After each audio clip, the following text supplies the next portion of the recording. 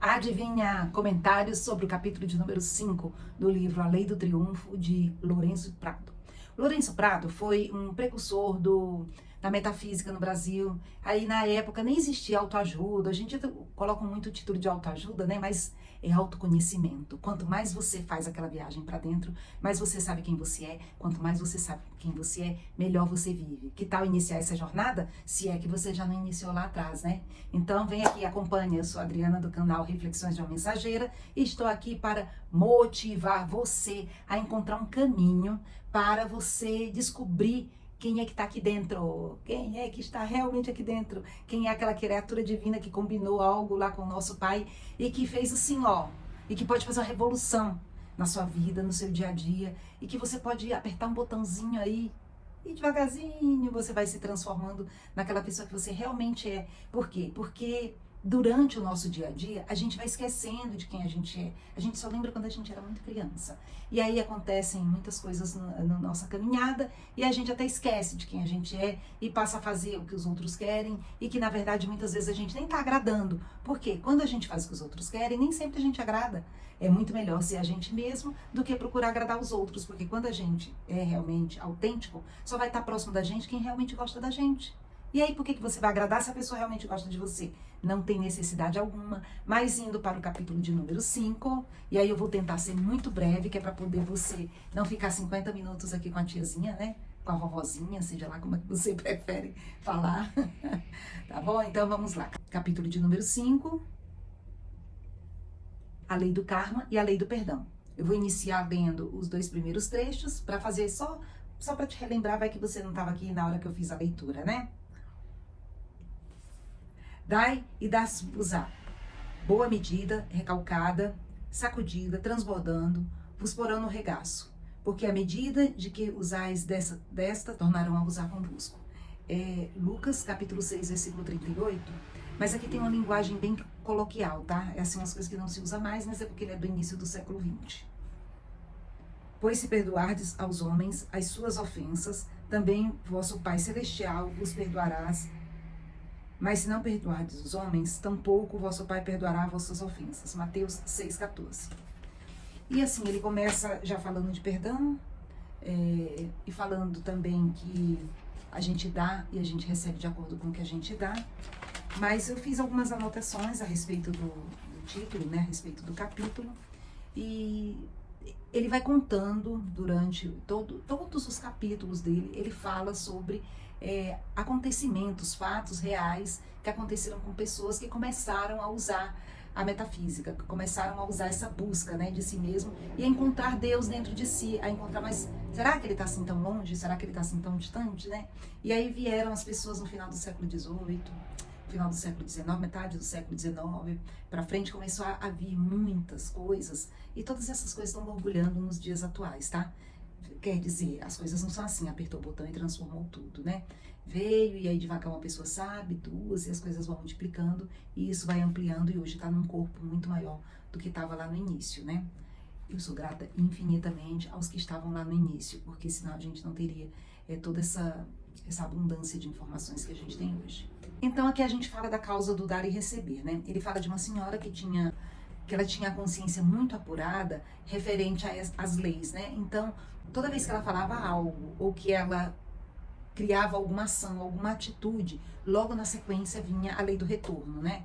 E isso aí, será que nunca aconteceu com você? Sabe aquela vez que você passa, você sabe que você vai passar no farol vermelho e você tá errado, então você faz uma infração e aí o guarda tá na esquina? É mais ou menos isso. As pessoas que têm um nível de consciência muito elevado, isso acaba acontecendo. Portanto, são pessoas que não devem estar tentando burlar a lei. Se num momento, assim, ou tá correndo por conta de que vai atender alguém e vai necessitar, aí é pensar, Senhor, me orienta para fazer a melhor parte, porque senão vou fazer besteira, né? E aí no final das contas ele abre os faróis para você passar, né? Então é melhor a gente solicitar antes do que ficar no caminho pedindo e passando no sinal do amarelo para o vermelho. Também ele aproveita para fazer a reflexão de que tudo que acontece no nosso plano material, no nosso plano físico, primeiro é criado na nossa mente. Primeiro a nossa mente subconsciente, os nossos pensamentos, os nossos sonhos, os nossos devaneios, criam aquilo que a gente está imaginando. E a gente, inclusive, faz um filminho. Você já parou para pensar que às vezes você faz um filminho? Pô, eu vou chegar lá, vai acontecer isso, vai acontecer aquilo. Será que vai dar certo? Muitas vezes a gente foi tão acostumado que a gente só faz filme mental de desgraça, de coisa ruim, de que não vai dar certo. Então, se a gente passar a fazer o contrário, filmes mentais de coisas boas, de acontecimentos auspiciosos, de coisas que a gente realmente gostaria de acontecer, não precisa ser, então eu entrei, passei pela porta, encontrei com fulano, não. É aquela finalização que você quer. Você entra e aí, então vamos assinar o contrato, aí você fica imaginando aonde eu assino o contrato, coisas desse gênero, né? Tô falando de contrato, mas a venda. E a venda, e gostei bastante. Então, à medida que você vai criando um filme mental, com os resultados que você quer, as coisas vão se concretizando de acordo com aquilo que você criou. Para pensar se não teve muitas vezes que você criou um filme mental de coisas ruins e adivinha o que aconteceu? Aquilo que você tinha imaginado. Ou de coisas boas. Imagina alguma vez que você imaginou coisa boa. Você aí vou encontrar aquela pessoa que eu estava querendo encontrar. Ou vou... seja lá o que for, vou estudar e na prova só vai cair as questões que eu imaginava. E aí, quando a gente faz isso, adivinha? O universo responde com os nossos pensamentos. Porque o universo, ele não decide se é bom, se é ruim, se vai ser bom para você, se não vai ser bom para você. Ele não entende o que é isso. Ele só entende que você é o mestre e você manda, porque você manda através dos seus pensamentos, e ele obedece. E aí ele vai obedecer de acordo com o que você criou. Melhor criar coisas boas, né? Não? O que você acha? Vai criar coisa mais ou menos, adivinha o que vem? Coisa mais ou menos, certo? Então, como eu estava falando, tudo que a gente imagina para o universo é o que tem que ser criado. Para ele, tudo que pensamos deve virar realidade. Aí ele cita o fato de uma mulher que desejou muito uma casa. E ela pediu que como eu queria, ela se imaginava dentro da casa. E o que aconteceu foi que o dono da casa morreu. Na sequência, ela acabou indo para casa e aí ela ficou viúva, o esposo dela morreu. E aí ela, depois de um tempo, passou a procurar, na época chamava esoterismo, mentalismo, tá? Usavam outros nomes, inclusive usavam nomes como umas palavras que eram mais pesadas, inclusive as pessoas tinham que ser muito corajosas para entrar nessa seara, né? E aí ela foi conversar sobre o que tinha acontecido e perguntou, mas será que fui eu que causei, né? E aí a pessoa que a atendeu disse, olha, se você desejou muito e se aquela casa não era para você, é muito provável. Você deveria ter desejado da forma correta. Como seria a forma correta? Você poderia ter dito que você gostaria de uma casa similar àquela. Se fosse aquela, ótimo. Se não fosse, que viesse uma semelhante. Como quando você deseja uma coisa, realmente é o que você merece, é o que você já combinou com Deus, ele vai dar um jeito de te entregar aquilo que é o certo para você. E aí isso daí vem, na maioria das vezes, muito melhor do que o que a gente tinha pedido. Porque a gente, dentro da nossa visão míope, como assim visão míope? Visão míope, visão embaçada, porque a gente vai esquecendo o que a gente combinou, então a gente só enxerga vislumbres daquilo que a gente quer. Quando a gente passa a confiar que Deus vai trazer aquilo que realmente é o nosso de direito, ele traz pra gente, na maioria das vezes, é muito melhor do que eu pensava. Meu Deus, minha vida é muito melhor do que eu pensava. Muito melhor. Para pra pensar se não é verdade. Principalmente quando você faz a sua parte. Você faz a sua parte, e também você cria, você se prepara para receber. Não é só, eu quero, você se prepara para receber. Como assim se prepara? A pessoa que ocupar um cargo de liderança e não vai fazer nada para estudar e vai ser líder, não. Você não passou por nenhuma das fases para virar líder. Como você vai ser líder? Falei de liderança, mas poderia ser qualquer outra coisa. Ele cita também o caso de uma mãe que estava, não era impaciente, ela estava insegura com relação a uma viagem da filha. E ela achava que era muito perigoso, já tinha falado, a filha não queria escutar. E aí foi recomendado para ela que ela fizesse o quê? Que ela fizesse uma mentalização, entregando nas mãos de Deus, vamos colocar assim, que ela dissesse assim, olha, se for pro bem da minha filha, que ela viaje, mas se não for pro bem dela, que faça com que ela esqueça, que faça com que ela desista, que as coisas não aconteçam, que algo aconteça para que ela desista daquilo, né? E aí, quando ela entregou nas mãos de Deus, as coisas ficaram tudo muito suaves, a filha desistiu. Às vezes eu digo para as pessoas que assim, a gente tem mania de entregar o nosso problema para Deus e pegar de volta, né? A gente tá ligando um problema, a gente olha pra ele e diz, ai meu Deus do céu, olha só. Aí diz, cuida pra mim. Aí daí a pouco a gente vai e pega pra gente. Não, a gente tem que entregar pra ele, confiar que ele vai providenciar. E aí, quando a gente faz isso, ele faz os caminhos para que aconteça aquilo que é o melhor para a gente, é o melhor para quem está à nossa volta.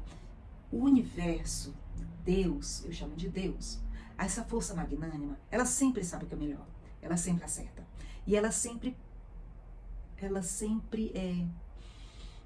faz com que as coisas entrem em convergência para que aconteça o que é o melhor para acontecer. E ele cita também a respeito da prosperidade, porque a prosperidade está ligada a diversas coisas. Uma delas é a gente manter as coisas organizadas, tanto fisicamente, casa, armários, gavetas, bolsas, as nossas coisas em ordem. E aí também traz ordem para nossa mente, porque a gente consegue inclusive fazer os raciocínios de forma mais linear, né? Mas é isso, né? Acontecer isso, senão, se vai aquilo outro, a gente criar meio que um mapa mental, que hoje em dia já tem até nome para isso, né? E porque foi desenvolvida uma técnica para poder você organizar os pensamentos, né? E você também possuir coisas que lhe trazem a sensação de prosperidade. Ele cita o fato de uma mulher que estava com a casa toda desorganizada e que queria prosperidade, ela começou a organizar a casa e a prosperidade começou a fluir. E de um homem que ele trabalhava com vendas e ele queria muito um casaco e não encontrava o casaco certo, até que ele encontrou um maravilhoso que era quase que todo o dinheiro que ele tinha separado, mas ele se sentiu tão próspero quando ele comprou aquele casaco e ele passou a usar o casaco de linho, que ele fez vendas astronômicas e ele recebeu comissão, um percentual assim, quase que 1000 vezes o valor do que ele investiu no casaco. Então, acho que vale a pena, né? Acho que vale a pena a gente trabalhar com a organização, né? Manter as coisas organizadas e a gente também ter objetos que nos fazem se sentir prósperos. Ai, tem que ser um casaco de linho? Não, é um exemplo. Pode ser, para um homem pode ser um sapato, para uma mulher também pode ser um sapato, para um homem pode ser uma caneta, né? Vou comprar aquela caneta e só assinarei contratos multimilionários. Hoje em dia o povo quase não assina mais nada, então que seja um relógio, ninguém mais olha a hora, é o celular, então que seja um celular desde que você não vá danificar suas rendas, né? Suas contas, né? Vai entrar em dívida para quê, né? Você tem que fazer, separa por um período para poder você comprar com coerência, né? Tem que usar a coerência para tudo. Mas ele também fala que quando a gente trabalha ao contrário, o universo nos devolve escassez. Como assim trabalha ao contrário? Ele cita o fato de uma mulher que tinha o dinheiro para fazer uma celebração da ceia de ação de graças, que lá nos Estados Unidos é muito, é o dia mais importante praticamente do ano para eles, né? Que é o dia de dar graças, é o dia de agradecer por tudo de maravilhoso que aconteceu. Eu acho que é um dia muito bonito, né? É um momento muito oportuno para a gente escolher um dia para ser grato. No cristianismo, muitas vezes se escolhe o dia de Natal, né? Mas você está perdendo tanto o sentido das coisas. Mas voltando, ela decidiu que ela não ia fazer, guardou o dinheiro, adivinha? Alguém passou por lá e levou e ela simplesmente perdeu tudo. Então, ela vibrou na escassez e o que aconteceu? Bom, você tem esse dinheiro, é para você dar graças, é para você agradecer toda a abundância que você recebeu do ano. Você não está dando graças, você é ingrata? Para que ficar com esse dinheiro? Vai trabalhar tudo de novo, poder ver se você consegue conquistar. E de uma senhora que começou a pensar, estava com uma sobrinha, a sobrinha queria um brinquedo, ela começou a pensar, ai, não vou comprar, não tô. E aí ela disse, não, o universo é próspero, eu sou abundante e vou comprar isso para essa criança, para essa sobrinha, e o universo vai providenciar de me devolver. Ela saiu da loja, caminhou um pouquinho e adivinha? Encontrou exatamente a quantidade que ela havia gasto com a sobrinha. Então, tudo está aí disponível. Tudo se comporta de acordo com a sua forma de pensar. Ela confiou tanto que o universo ia devolver, que devolveu mesmo, né? Então, ele fala sobre a fé. E outros livros também falam sobre a fé, né? Pode até falar com outra colocação. Em alguns casos fala sobre acreditar que é possível. Mas o que é acreditar que é possível se não a fé? Você acredita antes mesmo de acontecer que aquilo dali vai dar certo. Isso é um tipo de fé. Fé foi só um nome que foi dado espiritualmente, religiosamente, para essa sensação de que você vai conquistar. E aí o universo vem e te dá aquilo que você estava esperando. Ele também faz uma reflexão sobre 3 palavras muito importantes da filosofia de tudo que envolve o planeta, né? O fatalismo, o karma e o livre-arbítrio. Quando a gente coloca, a gente dá uma olhada aí dessas 3 palavras, o fatalismo é aquela pessoa que acha que tudo acontece porque alguém está comandando o universo e somos todos marionetes. O karma é tudo que eu faço, eu recebo de volta, né?